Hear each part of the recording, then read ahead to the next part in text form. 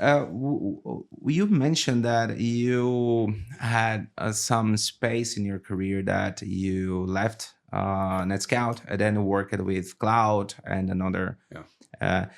and then you back to NETSCOUT. But when you previously worked in that period, that companies had a boom of move to cloud, Yeah. and then a lot of challenges on that. Uh, Here in Brazil, we saw that that kind of movements. We are seeing this same thing with AI, and then we are tackle this a little bit in some minutes. But uh, in Brazil, it's common that people goes to the news with the fear of to being out of the movement, and don't know why they are going. So the marketing say go to cloud. Okay, I'm going to cloud. And then no matter the other problems, they are going. Uh, in the US, you think that in that time the companies went to cloud in not so organized way, just to go into cloud, Yeah. or you in your opinion they went to cloud organized, and then is a thing that is particular for Brazil, that the people is No. not so organized? I don't think this is particularly Brazil. I think it's the whole world.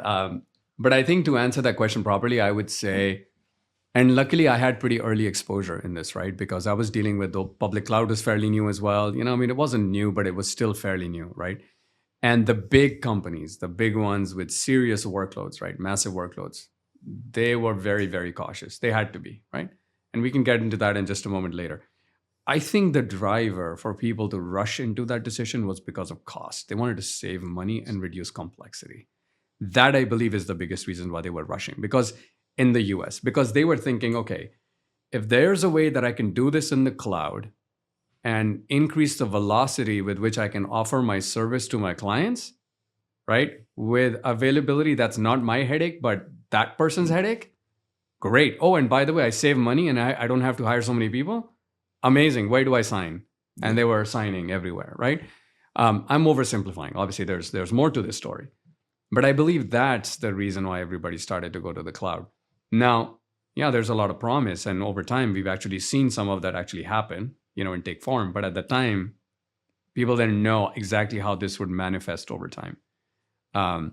At the same time, however, there was also a huge battle there was also a necessity for cloud for a different reason, which is from a purely technological reason, which was scale.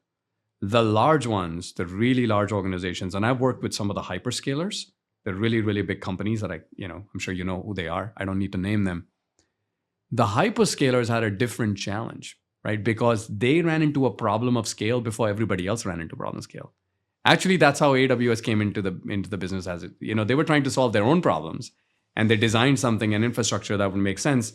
Then they realized that this infrastructure more than likely makes sense across the board, right? At least from how I understand the story. Hopefully that is the truth.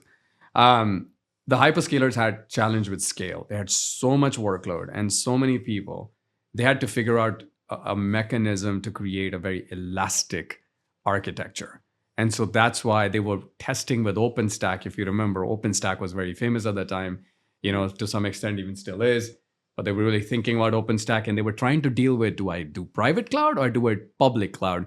And because of cost and flexibility and ownership, they started to go towards the public cloud space. So back to your question, I don't think Brazil is unique in that. I think it was across the board. I guess all the companies had this stage, like bringing everything to private cloud and then need to scale and start to go into public cloud to get more confidence. But yeah.